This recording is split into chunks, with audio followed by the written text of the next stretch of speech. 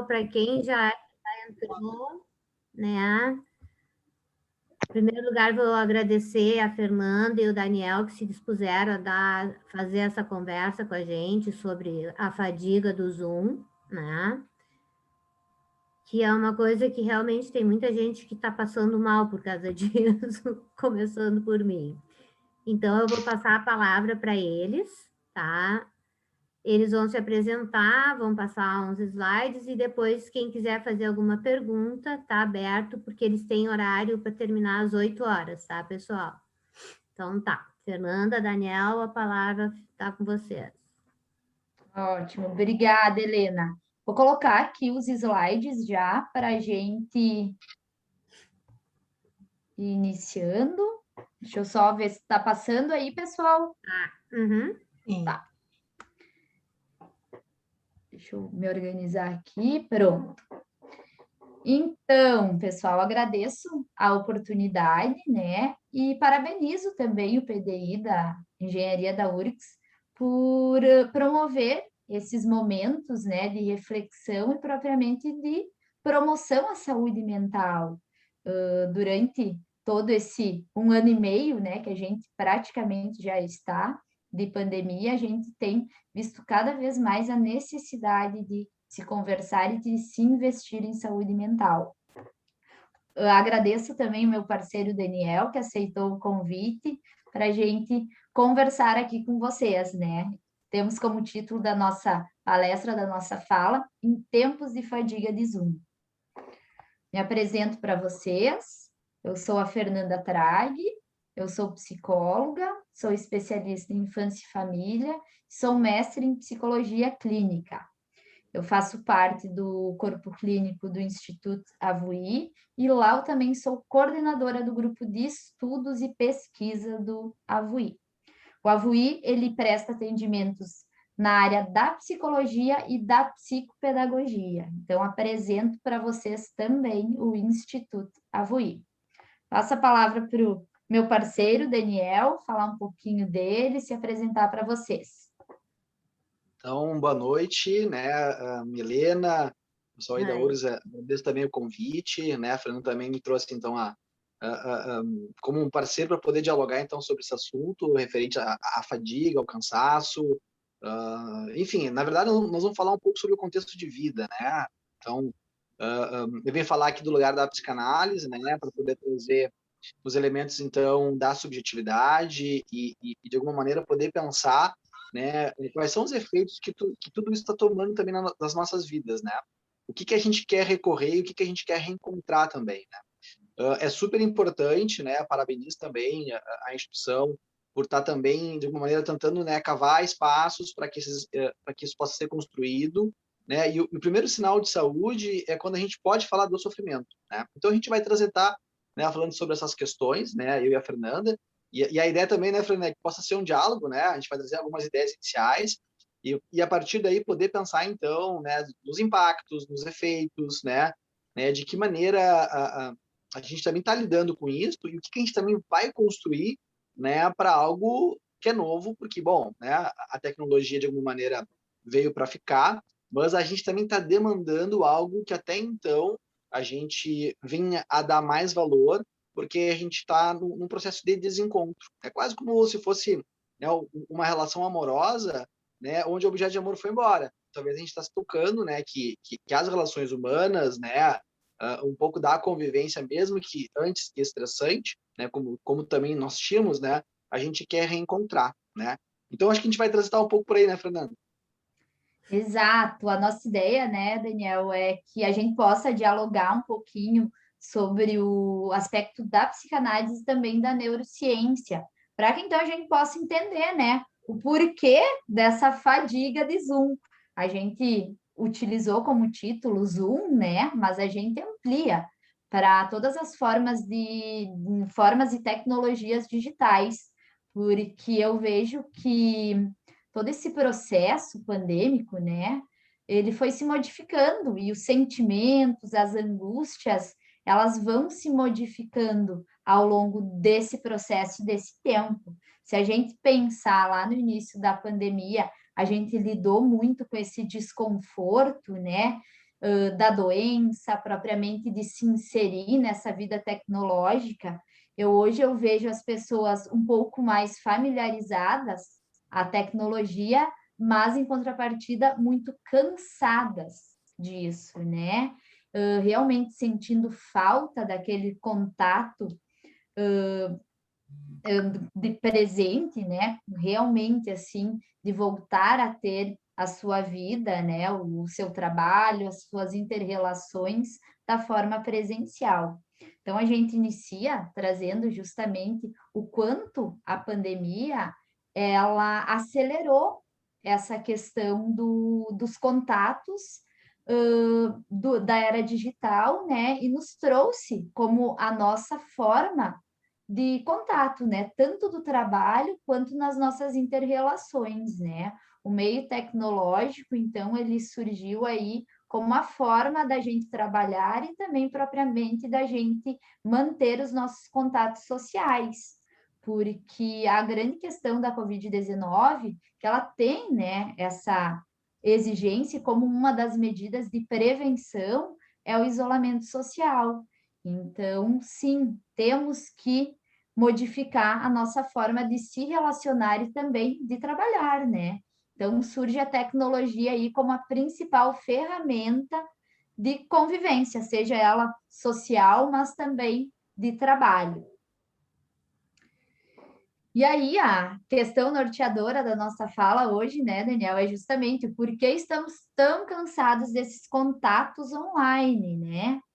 E aí, o que a gente pode trazer para vocês já de início? Que o isolamento social, então, ele aumenta muito essa fadiga mental.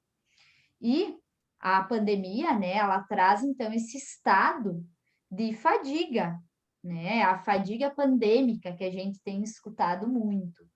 E seja, né, Daniel, no setting terapêutico, como nas conversas, assim, com amigos, com familiares, a gente vê esse sentimento de esgotamento, onde as pessoas apresentam, assim, um turbilhão de emoções, como tristeza, como apatia, né, a dificuldade para estabelecer uma rotina, vai se perdendo interesse por algumas atividades, né, então, vai surgindo a questão da indiferença aos fatos e acontecimentos, a gente vai observando, né, algumas pessoas, assim, ficando cansadas de tudo isso, né, e por vezes até tomando ali algumas atitudes, talvez de risco, né, e vem tudo muito em virtude dessa fadiga pandêmica, né, que a gente passa.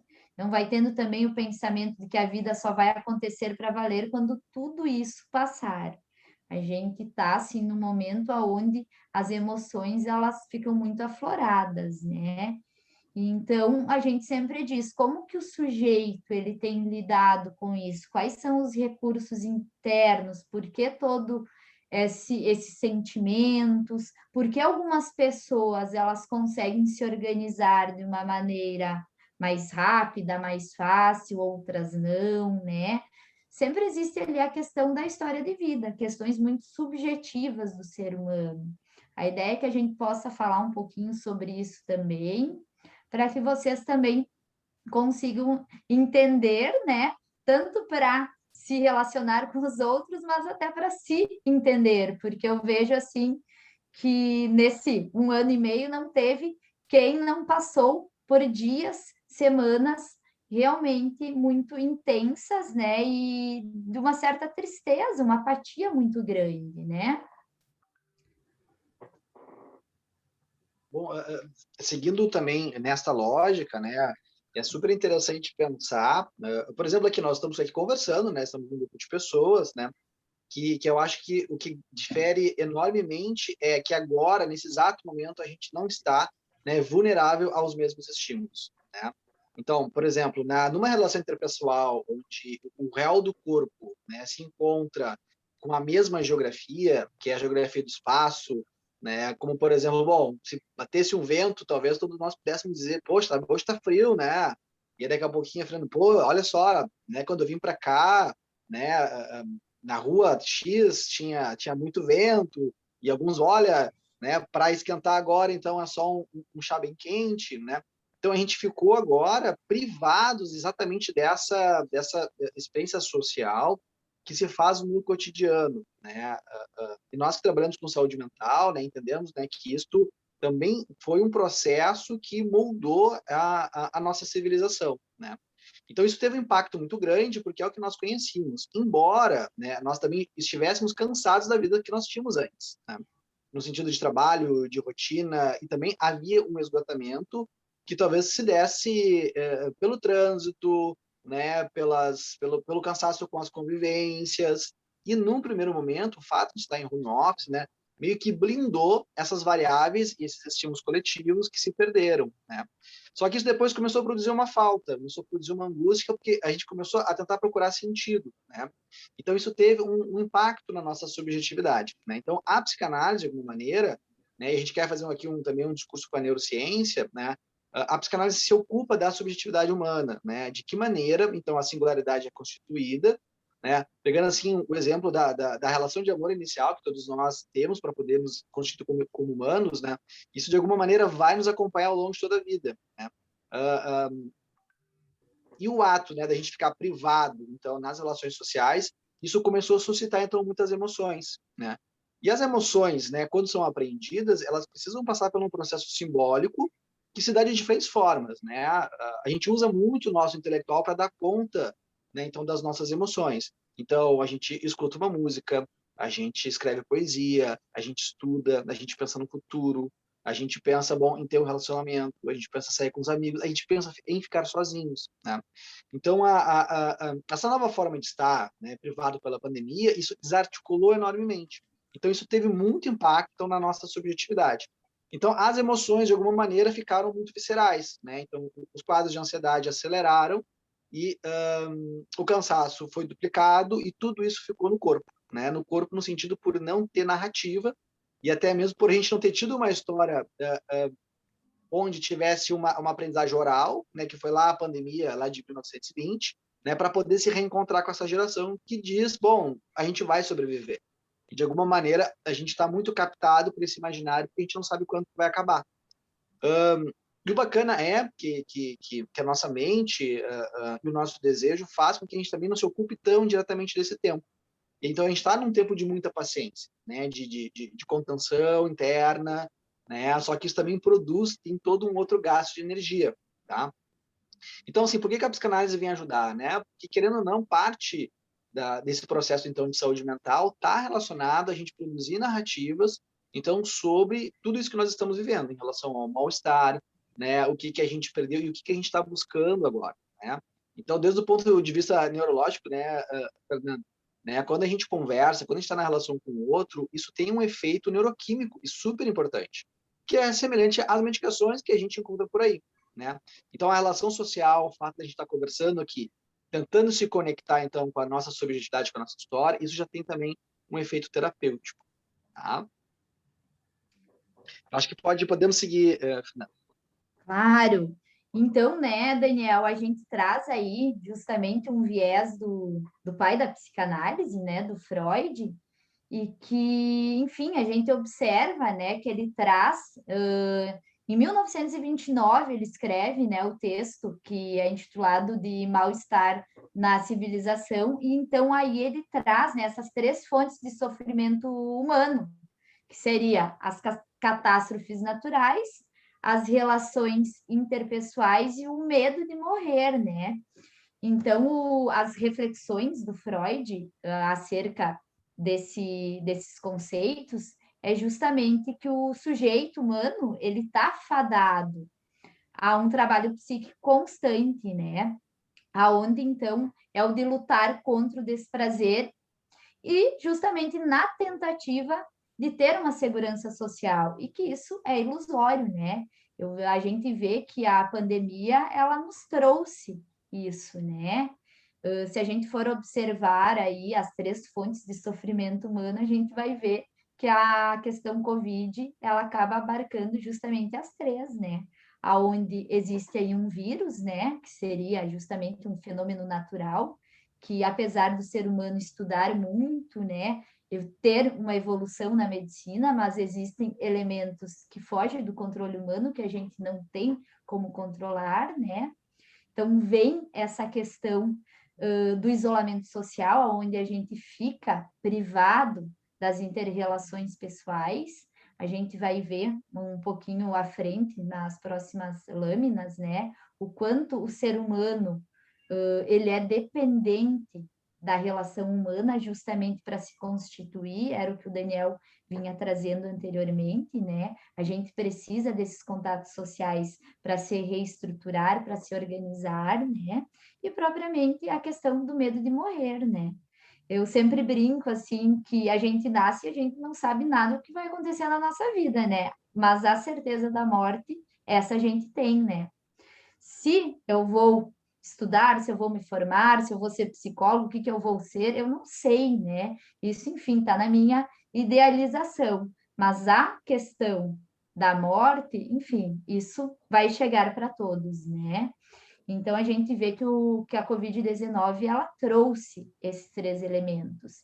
Então, obviamente, traz aí o que o Freud traz nessas escritas dele, um trabalho psíquico constante e muito grande, até porque o tempo de pandemia também é muito grande, né?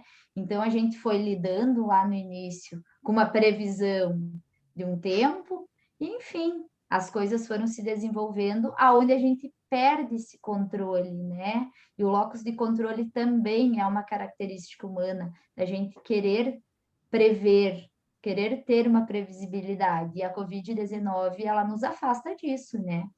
A gente vê, assim, com muita frequência, uma dificuldade da gente poder fazer planos, né? A gente planeja, na próxima semana, enfim, muda tudo, né? Quando tinha ali as situações de bandeira vermelha, bandeira preta, então a gente acabava não conseguindo se planejar, né? Não conseguia prever, não conseguia saber o que ia acontecer, o que iria acontecer, né? Então, tudo isso vai causando muita angústia, muito sofrimento no ser humano. Então, como mencionei para vocês antes, né, a gente traz justamente essa questão do ser humano ser um ser social, né, aonde é uma característica da nossa espécie, que seria o Homo sapiens, da gente viver em grupos, né, e de propriamente a gente precisar de um ninho. Se a gente for pensar e fazer um comparativo com outras espécies de mamíferos, a gente vai realmente ver que o ser humano ele é o ser mamífero mais dependente, né? O bebezinho, ele nasce ali e ele vai precisar, sim, de um contato físico, né? Ele vai precisar desse contato físico e humano do outro para ser cuidado, para ser constituído, né? Então, a gente vai vendo que realmente os estímulos de toque, eles levam o ser humano a um crescimento neural, físico e também emocional. É a partir desse cuidado, desse olhar, desse toque, que o ser humano ele consegue se constituir, né? Então, por isso a gente consegue entender o porquê dessa dificuldade tão grande de a gente ficar em isolamento social, porque desde os primórdios, né, desde que a gente nasce, a gente é mediado pelo contato com o outro, né? A gente torna-se um sujeito a partir, sim, do olhar do outro, do olhar da nossa mãe, do cuidado da nossa mãe, né? Então, sim, vai ter pessoas que vão ter uma dificuldade aí muito maior, vai ter algumas pessoas que vão conseguir se adaptar um pouquinho, de uma forma um pouquinho mais fácil, e tudo isso é muito subjetivo, né? Ui, peraí que eu fui adicionar alguém, agora não está passando as lâminas. Foi, voltou. E aí, algo que a gente também traz, assim, como uma particularidade, e que é bem interessante a gente conversar, né, Daniel? Porque a gente observa que os estágios, os momentos de cada um não é o mesmo, assim, não existe exatamente o mesmo padrão na pandemia, né? A gente vai vendo que teve pessoas que conseguiram, assim, manter aquela quarentena, né, aquele isolamento, conseguiram sim, se restringir a um número muito pequeno de contatos sociais, foram se organizando a partir disso, e outras tiveram mais dificuldades, e como a gente trouxe antes, né, talvez se colocaram mais em risco, né, e aí a gente traz a partir dos conceitos da neurociência, né, que é justamente a percepção de risco, e que, na verdade, essa percepção, ela é uma avaliação muito subjetiva, que vai depender muito, né, da organização interna do sujeito, né, e propriamente até da interpretação que a gente dá aos estímulos que a gente recebe do ambiente. Se a gente for pensar, teve pessoas que tiveram óbito de pessoas muito próximas, né? Então, essas pessoas, elas acabam, sim, tendo, por vezes, um medo muito maior desses contatos, né? Agora, nesse momento que a gente está, de muitos segmentos voltando, né? Tentando retornar a uma rotina presencial, então a gente vê pessoas ainda com muito medo, com muito receio, assim como a gente vê pessoas que, desde lá do início da pandemia, já conseguiram ali retornar às suas rotinas, e a gente vai vendo e analisando que isso vem muito a partir dessa percepção de risco, né? Porque as pessoas, elas vão trazendo justamente um risco baixo, um risco moderado e um risco alto. E isso depende muito da interpretação que elas dão, né? Como trouxe antes ali, tem pessoas que perderam um familiar, talvez elas tenham mais dificuldade, né, de retornar, até porque isso é latente, foi uma vivência delas, né? Pessoas que tiveram Covid, que tiveram sintomas leves, talvez sim fiquem mais flexivas em relação a esse distanciamento social, consigam voltar às suas rotinas de uma forma mais rápida, mais tranquila, porque é a partir das situações que elas viveram, né? Isso é subjetivo.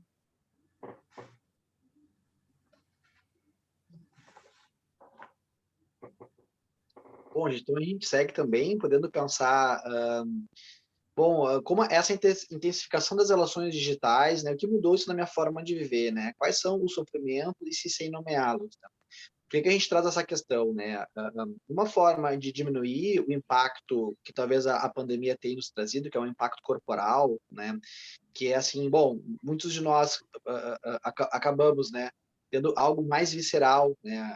A gente começou a dormir mal, o nosso corpo começou a reagir de uma forma psicossomática em relação a outros tipos de doenças, né? Como, por exemplo, gastrites, né? Problemas de respiração relacionados, então, à ansiedade, a acentuação da angústia devido, então, isso que trazias, né, Fernanda, em relação ao medo da morte, né? Porque a gente acabou tendo um terreno ficou tudo muito instável, né? Então, essas questões que até então a gente vem denegando para poder viver, né? De saber que, bom, né, a gente pode estar na rua, enfim, sofrer um acidente, acontecer algo mais grave com a gente, né? Então, parte da nossa vida a gente vive, né, com ela e negando efetivamente, né, os perigos, né? E isso não, agora a questão da morte se tornou muito presente e tem um fato que é muito importante que está relacionado ao contato, né? O quanto foi difícil e até mesmo é difícil, né, o contato entre as pessoas, principalmente as pessoas próximas, familiares, e de não tocá-los, né? Para quem, enfim, né, mora com os pais ou que tem filhos, né, como fazer isso num processo, às vezes, né, de chegar em casa, poder fazer a sua higiene antes de poder também ter o contato, então, com as pessoas, né?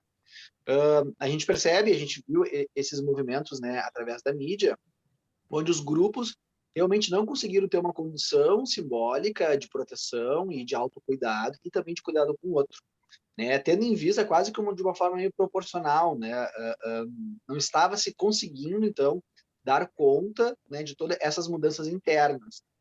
Então, o primeiro ponto, assim, para quem está aqui nos ouvindo, e a nossa ideia é também conversar sobre isso, né? Será que eu consegui nomear tudo isso que tá se passando, né? De que maneira eu também posso fazer e com quem eu posso fazer, né? Hoje existe também, de alguma maneira, uma utopia muito grande, né, nos espaços de fala entre as famílias, né? Vamos imaginar aquela cena, bom, eu estou querendo me cuidar, eu quero cuidar das pessoas com as quais eu vou visitar, né? Eu vou, às vezes, no almoço de máscara e só eu fico de máscara. né? Então a gente sabe que isso também produziu vários dilemas, né, do ponto de vista da filosofia, né? Que impacto vai ter isso? Como que as pessoas vão interpretar isso? Bom, eu estou sendo exagerado, eu estou sendo um medroso acentuado, né? Então isso também as famílias não conseguiram falar.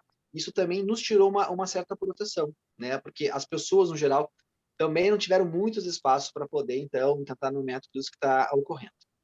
Pode passar para a próxima questão que a gente trouxe. Bom, né, tem impacto na minha energia e motivação mental, né? Eu acho que todo mundo passou por ondas, né, disso, né? A gente teve que se restabelecer uma nova rotina, né? Eu acho que antes da gente começar efetivamente, a gente falava, né, como que algumas pessoas foram fazendo para manter a rotina mental, como, por exemplo, bom, né, eu tenho encontro com uma pessoa, tenho uma aula disso, né, eu poder me arrumar, tomar meu café da manhã, organizar um espaço para poder trabalhar, é quase como se fosse, né, dando notícias para nossa mente, né, de que aquilo que vem para ser um dia de trabalho possa ser sustentado então pelo nosso corpo, né? Que é o tempo de espera, que é o tempo de conversa e também o tempo de produção, né?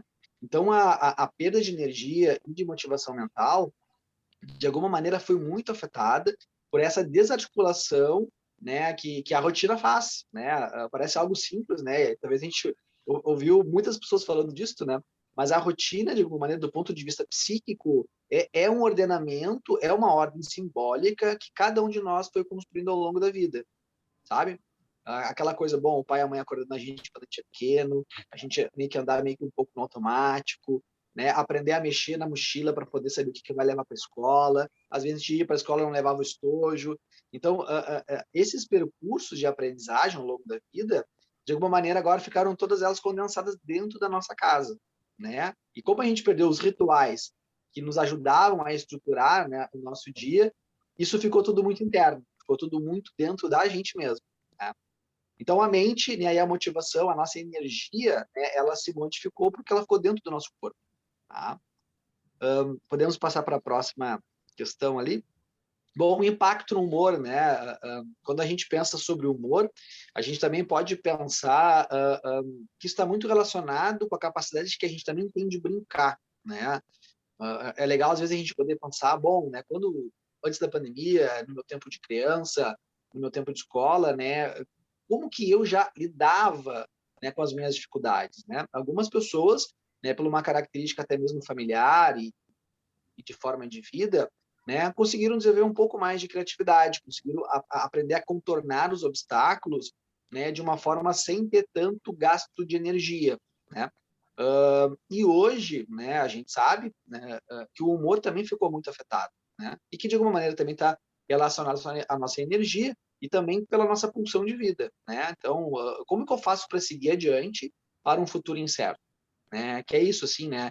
Talvez a gente tenha que demarcar um tempo de desejo em relação ao fim da pandemia para que a gente possa também suportá-lo, né?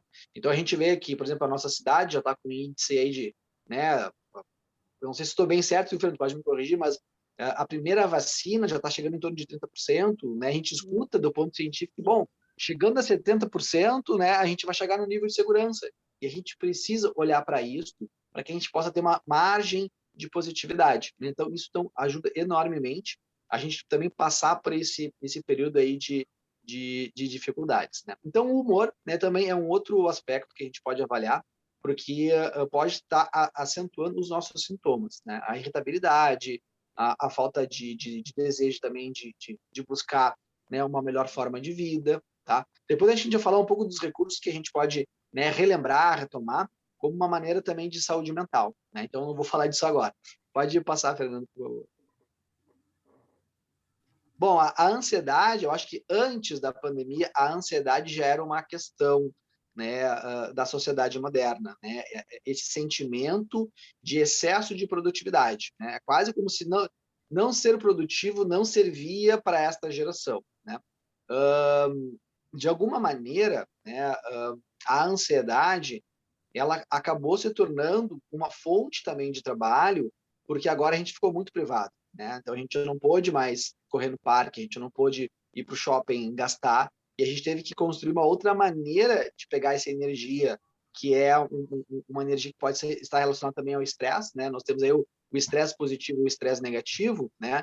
Então, a gente começou a produzir apenas um estresse negativo com o estresse tóxico, que está relacionado ao trabalho, às rotinas em relação à família, e a gente perdeu, então, aquilo que a gente vai considerar, então, como rede simbólica de apoio, que também faz com que a gente produza sentido de vida, né? Então, a ansiedade se tornou algo muito evidente e muito intenso, embora ela também possa, né, ser vista como algo positivo em relação aos processos, né, de cura, de contorno e assim por diante.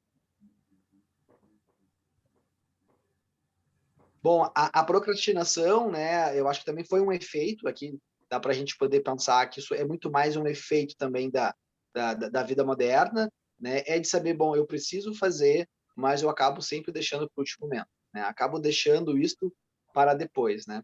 Então, o ato de procrastinar e a procrastinação em si, né, também foi se tornando, né, quase um mecanismo de defesa de não conexão, né, com as nossas obrigações, né.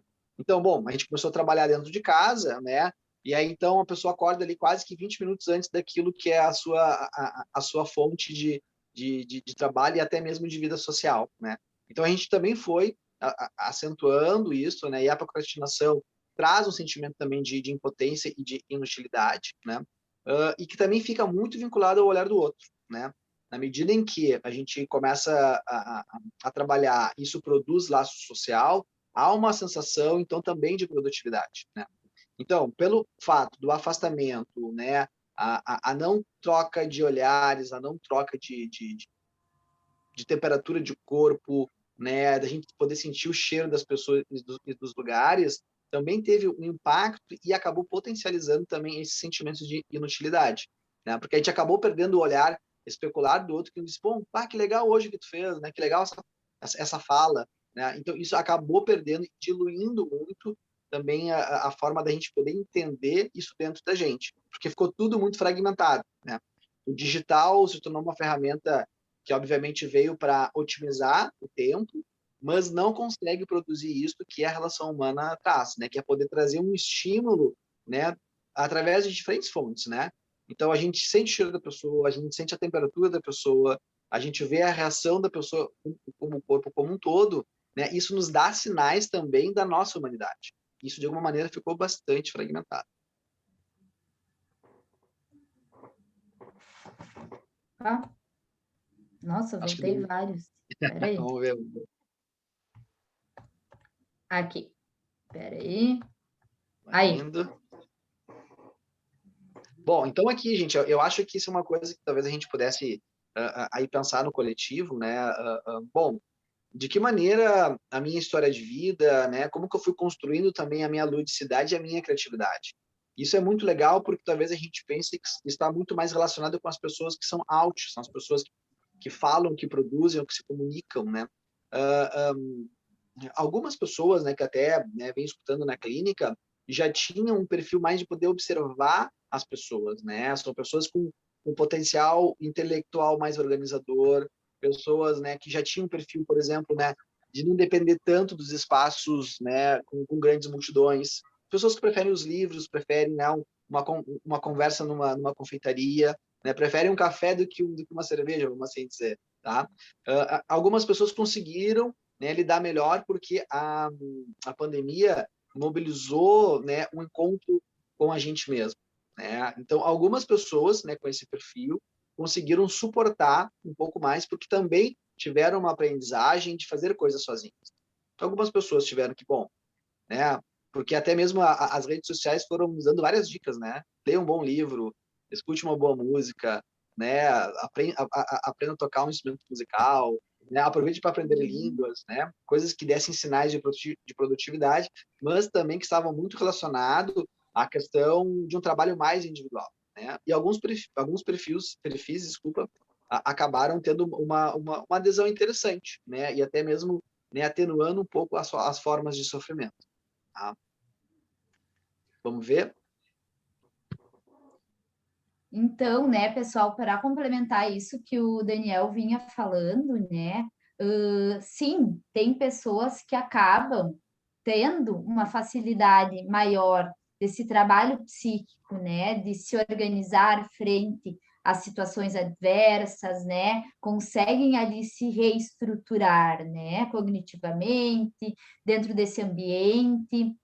E então a gente traz muito o conceito da resiliência, né? Ela apareceu muito nesse momento da pandemia, justamente trazendo esse perfil dessas pessoas que, de alguma maneira, conseguiram se organizar mais rápido, conseguiram preservar um pouquinho mais a sua saúde mental, emocional e física, né? Justamente por essa flexibilidade cognitiva, né? Por terem isso mais presentes na sua vida, né? E, de certa forma, aceitar as circunstâncias, né? O que o Daniel ali trouxe foi tudo muito bem colocado, né? O ser humano, ele tem ali, sim, nas interrelações uma certa dependência, seja ela de aprovação, né? Então, o ser humano, nesse momento de pandemia, ele foi convocado a olhar para si, né? Se conectar com si mesmo. E, sem dúvida, as pessoas que tinham já tinham, né, esse hábito, esse olhar, ou seja, esse autoconhecimento, para elas se tornou um pouquinho mais fácil, né? A gente traz assim que a resiliência é justamente essa capacidade que o ser humano ele tem de adaptar-se a situações adversas, né? E de propriamente olhar para si. Quando o Daniel questiona ali, né? Como eu tenho me sentido? Como está o meu humor? Que recursos eu posso buscar no social, que era ali o que era possível, né? Digamos assim, a leitura de um livro, uma atividade física, tudo isso eram formas de controlar, então, essa ansiedade, esse estresse causado em função desse afastamento dos contatos sociais, né? Então, quem tem esse perfil mais resiliente, quem tem esse autoconhecimento, a tendência é que sim, conseguiu se adaptar de uma maneira mais eficaz a todo esse período que a gente passou, né? Então, a gente traz, assim, algo que gostaria de trazer para vocês e que é bem positivo, né? Porque, obviamente, deve ter pessoas aqui se questionando, poxa vida, mas será que eu sou resiliente? Não sou resiliente, né? E algo muito positivo que eu tenho a dizer para vocês é que a resiliência, ela é algo que pode sim ser treinado, que ela é aprendida, né? Pessoas, enfim, que não são muito resilientes, elas podem sim se tornar bastante resilientes, né?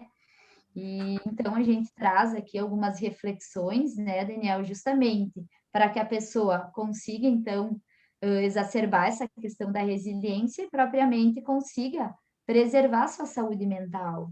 A gente vê assim que o foco principal assim é justamente esse autoconhecimento, né? A pessoa aceitar-se como ela é.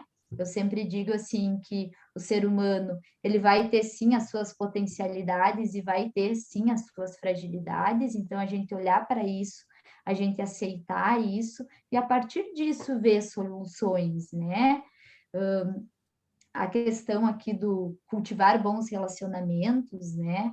A gente percebe que o ser humano, ele é um ser social, então a gente ter esses relacionamentos, sejam eles com a nossa família, com os nossos amigos, com o nosso trabalho, ele tende sim a nos ajudar a nos organizar, eliminar essa questão, às vezes, do estresse, da ansiedade. A gente vê, assim, que a questão do contato físico, né, de um abraço, de um aperto de mão, ele vai, sim, ter uma questão neuronal, né, ali onde vai estar liberando, sim, os hormônios da felicidade, que a gente chama, vai nesse toque físico, nesse contato físico, a gente tem liberação de oxitocina, então a tendência é que sim, que o ser humano tem ali uma sensação de bem-estar, né?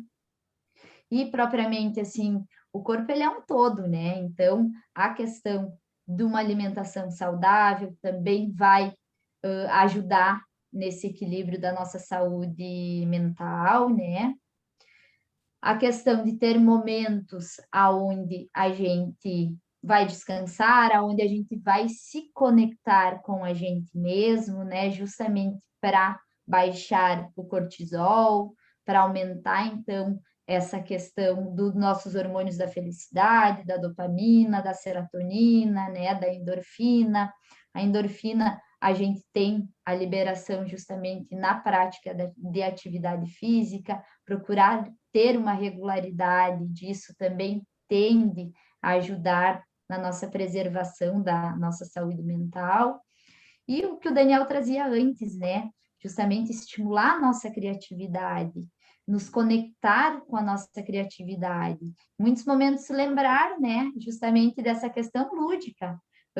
Atividades que a gente fazia lá na nossa infância, como que a gente pode novamente se conectar a esse lado lúdico, né? Como que a gente pode tornar os nossos dias mais leves, brincar um pouquinho mais, né? Porque a gente sabe que a criança ela se constitui, ela vai aprendendo determinados valores, né, que a gente tem até hoje na nossa vida, é através do brincar, né, através desse lúdico. E quando a gente cresce, né, quando a gente se torna adulto, por vezes a gente esquece disso, mas é essencial para que a gente tenha essa regulação mental e emocional, né? Aprender algo novo também tem aí todo um enfoque de liberação de hormônios da felicidade, vai trazendo justamente isso que o Daniel trouxe antes, né, da gente conseguir se sentir útil, da gente conseguir olhar para si, né, como um ser de potencialidades. Então, lembramos sempre, né, Daniel, que o ser humano, ele é um conjunto, né? É corpo, é mente, a gente tem que estar em constante movimento. E como Freud diz, né, a vida é justamente isso, é um trabalho psíquico constante, aonde a gente vai estar tentando atenuar conforto e desconforto, né, justamente nessa questão de um controle que é ilusório, mas é a vida humana é por aí, né?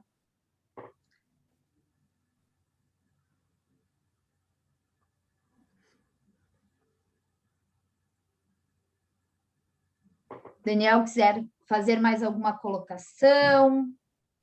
Perfeito, eu acho que tudo isso que tu está trazendo, né, Fernanda, eu acho que dialoga muito, né, com esse momento aqui, né, embora a gente esteja fazendo uma explanação inicial, né, mas que se cultive esses espaços de conversa, né, de encontros, para que a gente possa também se construir, né, porque até mesmo, né, nós temos aqui, né, imagino eu, né, acadêmicos e profissionais, né, trabalhar e estudar está vinculado com uma atividade muito semelhante ao brincar, só que a gente foi aprimorando e camuflando tudo isso, né?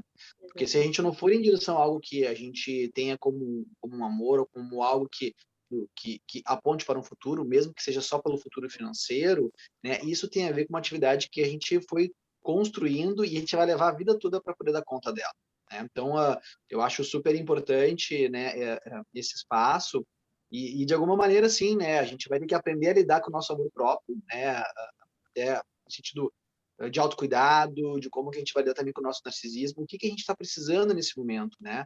Então, esse passo a passo tem a ver com essa reflexão interna, né? Eu acho que os profissionais de saúde, no geral, acho que eles estão hoje super capacitados para poder dar conta da pandemia, e talvez cada um de nós, né, possa manter esse espaço, né, de construir uma teoria sobre a nossa própria vida, né? Que eu acho que isso é a principal marca que vai deixar na nossa subjetividade e também, né, de poder pensar o que isso vai trazer também para o laço social, né? Que impacta a pandemia, né? Isso a gente não está colhendo isso ainda, mas isso vai trazer um fruto também na forma de relação, na forma de cuidado e até mesmo de poder fazer política, no sentido de poder pensar, né, uma forma de viver melhor para todos nós, né? Achei bem bacana.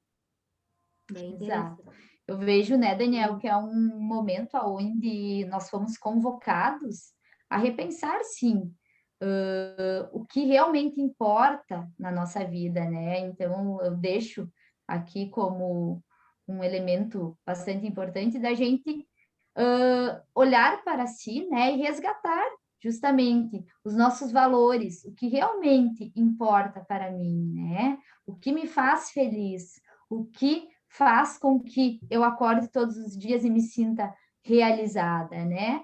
é necessário a gente fazer um resgate desses valores, né? O que realmente importa para mim.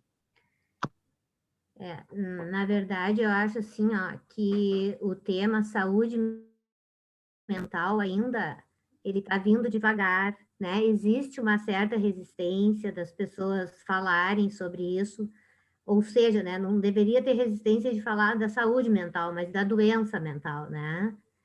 E o que eu enxergo, assim, ó, que nesse momento, tudo que vem, que existe para prejudicar a saúde mental das pessoas nesse período de pandemia, veio super acentuado, assim, né? Mesmo porque a gente não tinha um chão único. A gente tinha várias informações diferentes no mesmo dia em relação à pandemia, né? Usa máscara, não usa máscara, sai, não sai, faz, não faz, entende? Isso aí gerou um sofrimento muito grande, né? E eu convivendo com os alunos, né? E atendendo pais e atendendo alunos, uma das coisas assim, ó, os alunos estão numa ansiedade, numa angústia tão grande que um número grande desses alunos trocaram o dia pela noite. Eu não sei se para eles fica mais confortável deixar passar o dia e eles não terem que ter aquela responsabilidade porque é dia, ter que estudar, ter que não sei o quê, entende? Então, eles estão dormindo durante o dia e passam as madrugadas acordados, jogando. Eles não conseguem se concentrar, não conseguem estudar, e é um sofrimento muito grande, porque ao mesmo tempo tem culpa de não estar conseguindo fazer as coisas, né? E eu digo, a resiliência é uma coisa extremamente importante, mas eu vejo assim que às vezes o sofrimento é tão grande que a pessoa não consegue enxergar as capacidades que ela teria de mudar isso aí, ou de procurar coisas para fazer que amenizassem essa ansiedade, esse medo, essa culpa, porque no fim tudo gera culpa, né? Culpa, culpa, culpa. E essa é a preocupação que eu tenho com nossos alunos, sabe? Que a coisa está muito assim. Esse quadro de trocar a noite pelo dia tem muitos assim, sabe? E é muita gente jovem nesse sofrimento muito aguçado, né? E os pais estão meio desesperados porque não sabem que caminho tomar, porque eles também não aceitam. Adolescente é aquilo, né? Dificilmente vai te escutar, né? E o que a gente poderia fazer assim para amenizar e para auxiliar essas criaturinhas? Claro, né, Helena? E a gente tem que olhar ali para a questão do adolescente, né? Criança, adolescente, adulto, jovem, né? Ele está ainda constituindo propriamente a personalidade dele, né? Então, tem diversos ali elementos desse autoconhecimento que, por vezes, acabam tendo uma dificuldade ainda maior, justamente por ele, enfim, não ter ali ainda uma clareza real do que realmente quem ele é, do que faz bem para ele. Se nós adultos, né, que teoricamente já temos uma bagagem a mais, temos dificuldades, o que dirá pessoas, enfim, que são mais jovens, né? A gente vê assim que o jovem ele tem muito esse laço social, né? Muitas vezes como um precursor da Necessário, né? isso, exato, ele acaba ali julgando, né, determinadas atitudes, vai conduzindo alguns comportamentos dele, né? E a partir da pandemia ficou mais difícil, né? Como que ele se organiza a partir disso, né? A gente sempre diz que o espaço psicoterápico, né, buscar um recurso, uma ajuda profissional entra É como extremamente importante. como um fator que só tende a ajudar e auxiliar nesse processo, né? Como o Daniel trouxe antes, ele tentar estabelecer uma rotina assim, até porque o ser humano ele tem, né, essa questão da previsibilidade, por mais que seja difícil de alguma maneira ou outra tentar sim se organizar, estabelecer uma rotina para que consiga ajudar tudo isso, né? Enfim, é essa questão desses hábitos, É né? verdade. Introduzindo tudo isso, né, para que adulto, para que o adolescente ali, o adulto jovem, ele vá se organizando, né? Helena, tu trouxeste um desenho muito interessante, assim, a tua forma de compreender isso, né? Desse estudante jovem, né, que, enfim, dorme o dia todo para não confrontar o real, e à noite, né, que isso é um padrão dos adolescentes, eles migraram para a madrugada, porque a madrugada se tornou um espaço de privacidade, né? Então, pensando nesses jovens que estão morando com os pais, né, foi uma maneira quase que de logística para diminuir dois tipos de enfrentamentos, tá? O enfrentamento da sua impotência, porque, bom, não consegue trabalhar sozinho, não consegue estudar, e segundo, né, as relações afetivas familiares tomaram um peso muito grande, né? Num padrão geral, há muita preocupação, muito desejo e muita dúvida sobre o jovem, sobre a produtividade do jovem. Então isso fica escrachado, porque é diferente tu ter um aluno aí contigo na tua sala de aula, na URGS, né? E esse aluno dormir durante uma aula, ou não fazer nada e só te escutar. E outra coisa é isso ficar visível ao ambiente familiar, né? Então isso também produz muito impacto para o adolescente, né, que é um estudante, ver a forma de trabalho também dos pais, né? E o quanto isso também tira uma noção de futuro, porque às vezes, né, os adultos também estão tão cansados, já estão num ciclo de vida, né, onde a relação de trabalho pode ter diferentes níveis de importância, alguns muito produtivos, outros, né, bom, tentando sobreviver à vida que já se tinha, né? Então tudo isso se juntou, né? Freud vai dizer, né, que a questão das relações humanas, né, já era uma preocupação de sofrimento, porque isso tem a ver com os vínculos, os principais vínculos que trazem a nossa matriz simbólica enquanto pessoas. Então, isso potencializou. A fragilidade de todos nós ficou muito visível a todo o componente do grupo familiar, né? E eu acho que os adolescentes fizeram isso, né? Uma maneira de conseguir desconectar, eu acho que é uma produção de sentido, né? Enfim, pensando aqui num trabalho, do ponto de vista mais institucional, até mesmo pedagógico, né? É trazer esses elementos, né? Teve uma pesquisa do pessoal do Instituto de Psicologia, né, mais vinculado ao Instituto de Psicanálise, começaram a estudar quais são os tipos de representações que apareciam então nos sonhos das pessoas durante a pandemia, né? Esse é um artigo super bacana, super legal. Depois eu posso de repente encaminhar para ti, né, para a equipe. Me passa. Eu acho que diz muito da experiência então também dos jovens, né, de como e que impacto que isso também teve, né, e como que as instituições podem servir de bordeamento, né, para poder também, de alguma maneira, dar suporte às famílias, né?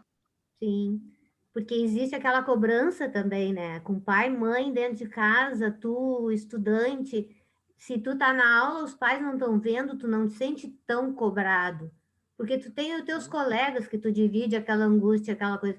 Agora, dentro de casa, tu tá ali só com pai e mãe te cobrando, não sei o quê, e aí é uma fuga, literalmente é uma fuga.